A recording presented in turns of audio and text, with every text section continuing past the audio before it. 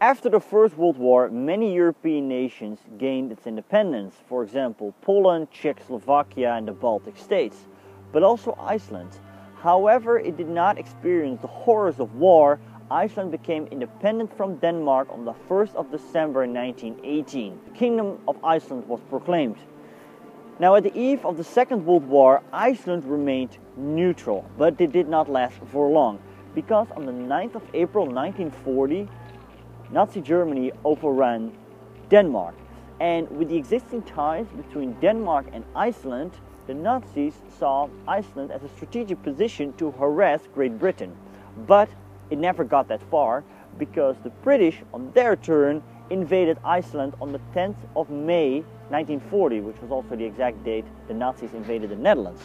The British operation was called Operation Fork, and no hostilities actually took place. The Icelandic population benefited from the British presence. There were more jobs available, higher wages, and this prosperity was continued by the Americans, who relieved the British 1 year later. The Americans brought in music, cars, Coca-Cola, and transformed Iceland from a rural society into an urbanized one.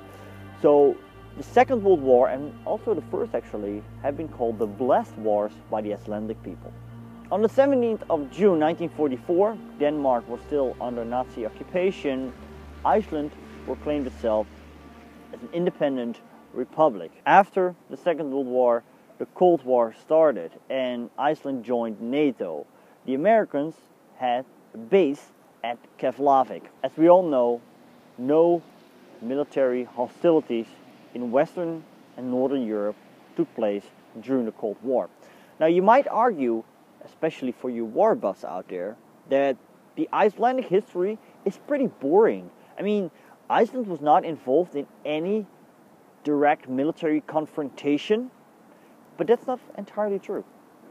Iceland was actually involved in 3 military confrontations with Great Britain. Are you ready for this? Alright, here it is. The Cod Wars. Exactly. War about fish.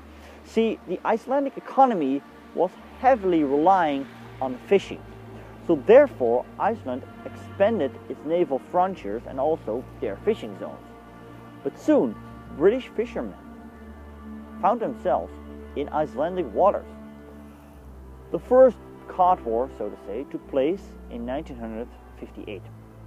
Here, Iceland expanded its fishing zone from 7 to 22 kilometers. The British agreed with this.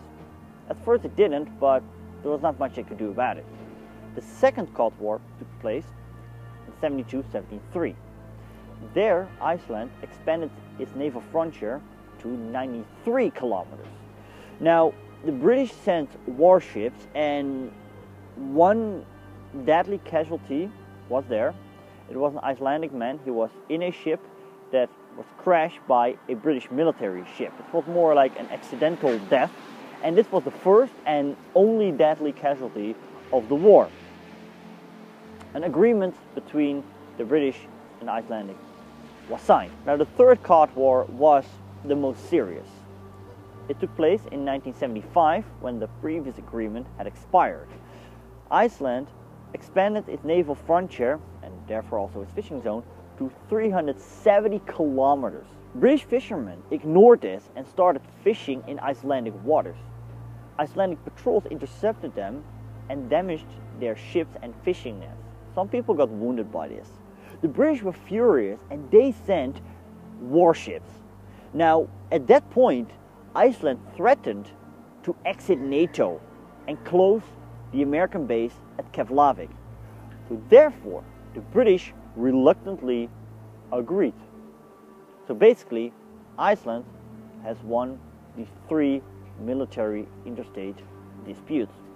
But think of this, Iceland has won 3 wars against the once biggest and mightiest empire in the world with only 1 accidental deadly casualty.